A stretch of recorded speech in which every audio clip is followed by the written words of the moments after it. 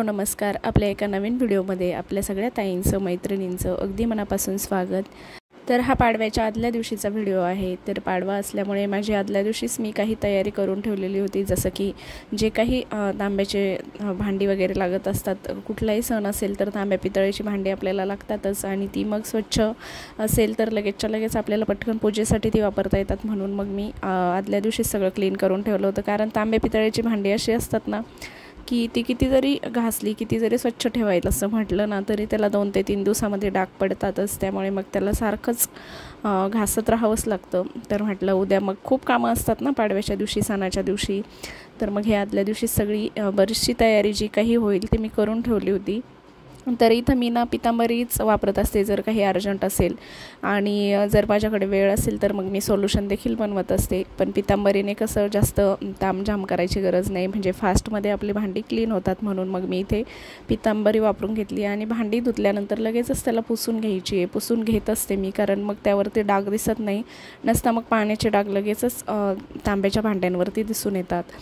तर मी ते दिवे वगैरे आता सगळं स्वच्छ करून घेतलं आहे, आणि म्हटलं चला आता उद्याला गुढीसाठी वस्त्र देखील लागेल, म्हणून मग ते देखील करून ठेवते. आणि मी असंच करत असते, कुठलीही पूजा वगैरे असेल ना तर त्या पूजेच्या दिवशी आपली खूप जास्त घाई गडबड होऊ नये म्हणून मी पूजेच्या आदल्या दिवशी जी काही होईल ती तयारी करून ठेवत असते. म्हणजे मग लगेच ऐन वेळेवर बऱ्याचशा गोष्टी सापडतही नाही, किंवा मग ऐन वेळेवर काही विसरून पण जातं. त्यामुळे मग सगळं व्यवस्थित नियोजन करून आणि ताट वगैरे मी अशा पद्धतीने भरून ठेवत असते. तर इथे मी वस्त्रमाळ पण बनवून घेतली आधी, आणि आता हळदी कुंकू वगैरे लावून घेते. आणि वस्त्रमाळ बनवताना ना ज्यावेळेस आपण हळदी कुंकू त्याला वापरत असतो ना तर थोडासा पाण्याचा हात घ्यायचा आहे. याने काय होतं, आपली वस्त्रमाळ अजून जास्त सुंदर दिसते. म्हणजे व्यवस्थित असं हळदी कुंकू त्याला लागलं जातं आणि दिसायला देखील खूप सुंदर वाटते. तर आता जेवढं मला आठवतं आहे पूजेचं सामान, तर तेवढं मी आता भरून ठेवलेलं आहे. आणि आता स्वयंपाकाला लागते, संध्याकाळची वेळ आहे. तर फ्रीज उघडून बघितलं तर भाजीसाठी मला काही सापडलंच नाही. म्हणजे तशा होत्या भाज्या, पण कधी कधी होतं ना असं की काही सुचत नाही, काय करावं काही नाही. तर मग काढलेली आहे कांद्याची पात वगैरे, आणि फायनली मग खिचडीच मी बनवायचं ठरवलेलं आहे. आणि आता इथे दिवे लागण्याची वेळ झालेलीच होती, दिवेबत्ती वगैरे करून घेतली, आणि म्हटलं चला आता गरमागरम खिचडीच बनवूया. बऱ्याच वेळा असं होतं माझं की काही सुचलं नाही ना भाजीसाठी किंवा काही, तर मी डायरेक्टली खिचडी करून टाकत असते. आणि आमच्या घरामध्ये खिचडी सर्वांनाच आवडते, त्यामुळे मग एवढं काही टेन्शन नाही. तर मी ते कांद्याची पात वगैरे सगळं ज्या काही भाज्या आहेत ना त्या सगळ्या टाकून खिचडी बनवते. म्हणजे खिचडी हेल्दी पण होते आणि सगळ्या आवडीने खातात देखील. तर चला आता माझी जी खिचडीची रेसिपी आहे ना मी कशा पद्धतीने बनवते, म्हटलं चला आता आपल्या ताईंसोबत ती पण शेअर करूया. तर कुकरमध्येच मी खिचडी बनवते. कधी कधी मग जास्त मोकळी करायची असेल तर मग पातेल्यात देखील बनवत असते. तर आता कुकरमध्ये 2 ते 3 चमचे तेल टाकून घेतलेलं आहे. खिचडीसाठी थोडंसं जास्त प्रमाणामध्ये तेल वापरलं ना तर आपली खिचडी अगदी छान होते, चवदार होते. तर तेल टाकून घेतलं, जिरे मोहरी टाकली, आणि आता त्यामध्ये जाणार आहे कांदा. अद्रक लसूण जी आहे ना मी खलबत्त्यामध्येच कुटून घेत असते, कारण मिक्सरला जर बारीक करायला गेलं ना तर त्याची खूपच जास्त बारीक पेस्ट होते, आणि मग ती खिचडीत एवढी व्यवस्थित लागत नाही. तर कांदा टाकून घेतला, आणि कांदा थोडासा सोनेरी होईपर्यंत परतून घ्यायचं आहे. आणि त्यानंतर जे अद्रक लसूण मी कुटून घेतलेलं आहे ना ते देखील टाकून घेणार आहे. शेंगदाणे टाकते आहे. तर खिचडीमध्ये मुलं जर भाज्या खायला कंटाळा करत असतील आणि तुमच्या मुलांना खिचडी आवडत असेल तर अजिबात काटकसर करायची नाही आहे. भरपूर भाज्या आपल्या खिचडीमध्ये, किंवा मुलांना आपण सँडविच वगैरे पण बनवतो ना तर ते पण आवडीने खातात, तर त्यामध्ये घालायचे आहे. एरवी मुलं खूप कंटाळा करतात, पण असे काही पदार्थ बनवले ना तर आवडीने ते भाज्या खातात. तर मी सगळ्या ज्या भाज्या आहेत त्या टाकून घेतल्या, आणि काही नाही, बेसिक आपले मसाले जे मसाल्याच्या डब्यात आहे ना तेच मी टाकत असते. आणि हो, तांदूळ मी धुवून या मसाल्यामध्ये छान परतून घेत असते, आणि मग नंतरच पाणी टाकते. पहिले मी काय करायचे, पाणी टाकून नंतर मग तांदूळ टाकायचे, पण मला माझ्या नणंदताईंनी सांगितलं होतं की तांदूळ यामध्ये परतून घ्यायचे तर खिचडीचा अजून जास्त छान टेस्ट वाढते. तर मग मी तसं करते. तेव्हापासून खरंच माझी खिचडी पण छान होती आहे. आणि खिचडीला मी 1 वाटी जर तांदूळ असेल ना तर 2 वाटी पाणी वापरत असते. आणि ज्यावेळेस आपल्याला कुकरचं झाकण लावून घ्यायचं आहे ना त्यावेळेस थोडासा गरम मसाला त्यामध्ये ॲड करते. तर बघू शकता 3 शिट्ट्यांमध्ये माझी खिचडी रेडी झालेली आहे. गरमागरम खिचडी कुणाकुणाला आवडते मैत्रिणींनो नक्की सांगा कमेंटमध्ये. आणि यावरती तुपाची धार जर असेल ना तर मज्जाच वेगळी. तर अशी माझी खिचडी झालेली आहे. ही रेसिपी तुम्हाला आवडली का ते देखील सांगा.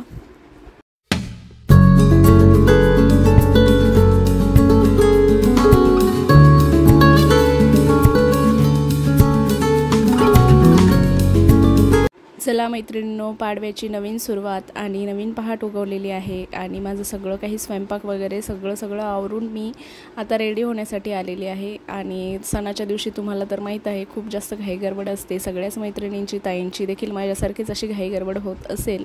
तर त्यामुळे मी स्वयंपाकाचा वगैरे कुठलाही शूट न घेता डायरेक्टली आता सगळं आवरून किचन वगैरे डायरेक्ट माझं आवरण्यासाठी आली, कारण आता आपल्याला गुढीची पूजा करायची, गुढी उभारायची आहे। तर म्हटलं चला आपलं मराठी नवीन वर्ष आहे, आपण छान रेडी तर व्हायलाच पाहिजे। तर ते खूप सिंपल पद्धतीने 2 ते 3 प्रोडक्टमध्येच मी हा मेकअप करते आहे, म्हणजे प्रोडक्ट म्हणता येणार नाही, आपलं रोजचं जे काही सामान असतं तर त्यामध्येच मी हा मेकअप सिंपल असा करते आहे, पण छान येतो, याचा लुक खूप छान वाटतो। तर बघा फायनली मेकअप झाल्यानंतर कशी वाटते आहे तर नक्की सांगा कमेंटमध्ये। आणि ही जी साडी मी वेअर केलेली आहे ना, ही खूप जुनी आहे, म्हणजे माझा मोठा मुलगा ज्यावेळेस मी प्रेग्नंट होते ना, तर त्यावेळेस ही साडी मला डोहाळ जेवणासाठी आमच्या आईंनी घेतलेली। तर खूप दिवस झाले घरामध्ये तशीच पडून होती, म्हटलं चला आज मराठमोळा लुक करायचा आहे, तर हिरवी साडी आपण नक्कीच घालायला पाहिजे। तर अशा पद्धतीने मी ही साडी वेअर केली आणि माझा लुक कसा दिसतोय, साधा सिंपल, नक्की सांगा मैत्रिणींनो। तर सगळं काही आवरून घेते आणि आता मस्त गुढीची पूजा वगैरे करायची आहे आणि मराठमोळा लुक करण्यासाठी नथ तर आलीच पाहिजे। हाय हॅलो नमस्कार। तर आपल्या आणखी एका नवीन व्हिडिओमध्ये सगळ्या मैत्रिणींचं अगदी मनापासून स्वागत। तर आज आहे गुढीपाडवा, आत्ताच माझा सगळा स्वयंपाक वगैरे आवरलेला आहे आणि गुढीपाडव्याच्या सगळ्या मैत्रिणींना अगदी मनापासून शुभेच्छा। हा गुढीपाडवा तुम्हाला अगदी सुख समृद्धीचा, आनंदाचा, भरभराटीचा जावो, हे नवीन वर्ष देखील तुम्हाला छान आरोग्य संपन्न जावो, हीच देवी आईंच्या चरणी प्रार्थना करते आणि आजच्या व्हिडिओला सुरुवात करते।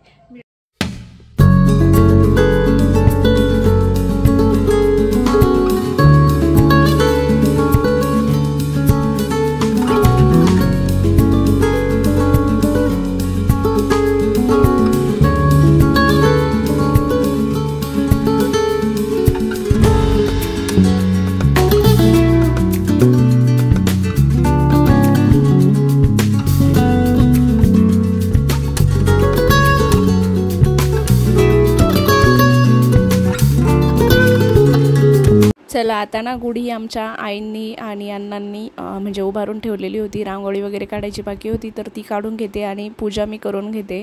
तर सिंपल अशी गुढीला रांगोळी काढलेली आहे। खरं तर गुढी पाटावरती खालीच ठेवायची होती, पण ते व्यवस्थित ॲडजस्ट होत नसल्यामुळे मग असं स्टूलवरती आम्ही पाट ठेवलेला आहे आणि त्यावरती गुढी उभारलेली आहे। तर सिंपल अशी रांगोळी काढून घेते।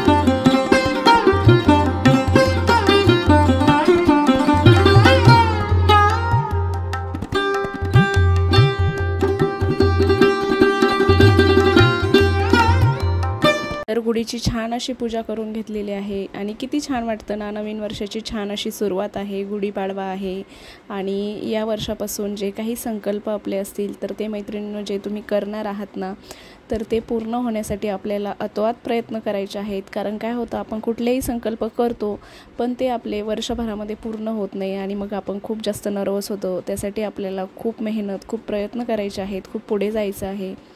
तर इथे मी आता उंबरठ्याला हळदीचं लेपन देखील करून घेते। कुठलाही सण किंवा अमावस्या पौर्णिमा असेल ना, तर उंबरठ्याला हळदीचं लेपन केलेलं खूप चांगलं असतं, खूप शुभ मानलं जातं। तर त्यामुळे रोज तर माझ्याकडून होत नाही, पण कुठलेही सणवार वगैरे असेल किंवा मग अमावस्येच्या दिवशी, पौर्णिमेच्या दिवशी असं मी लेपन करत असते हळदीचं। खूप छान असतं, खूप शुभ असतं, आपल्या घरामध्ये अजिबात निगेटिव्ह एनर्जी येत नाही असं मानलं जातं। त्यामुळे मग आपण असे उपाय करायला काहीच हरकत नाही आहे।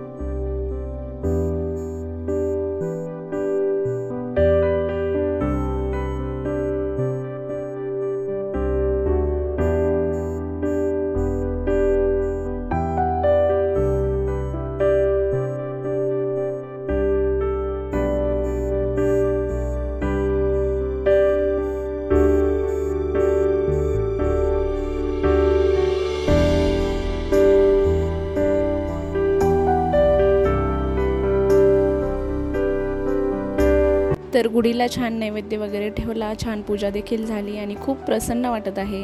अशा पद्धतीने हा गुढीपाडव्याचा दिवस गेला आणि तुम्हाला गुढीपाडव्याच्या पुन्हा एकदा मनापासून शुभेच्छा। चला आता आम्ही जेवण वगैरे करून घेतो, भाज्या वगैरे गरम करते आणि हा व्हिडिओ कसा वाटला नक्की सांगा मैत्रिणींनो कमेंटमध्ये आणि असंच सपोर्ट तुमचं प्रेम कायम असंच राहू द्या। भेटूया पुन्हा एकदा अशाच नवीन आणि छानशा व्हिडिओसोबत। तोपर्यंत माझ्या सगळ्या मैत्रिणींना नमस्कार आणि नवीन वर्षाच्या तुम्हाला सगळ्यांना पुन्हा एकदा मनापासून भरभरून शुभेच्छा। चला तर मग भेटूया परत, बाय।